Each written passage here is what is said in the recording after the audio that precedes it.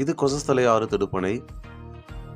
இந்த இடத்தில் நாம் எண்ணூர் மாமல்லபுரம் ஆறு வழிச்சாலை 2ஆம் கட்டம் தச்சூர் முதல் கன்னிகைப்பேர் புன்னப்பாக்கம் கடந்து வரும் பாதையில் சந்திக்கிறோம்.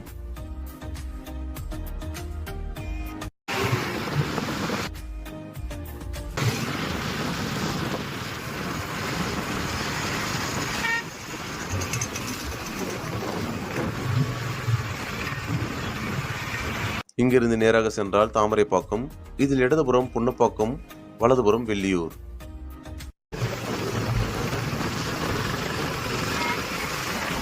நாம் தற்போது வெள்ளியூர் செல்லும் ஆறு வழிச்சாலையில் பயணிக்கிறோம்.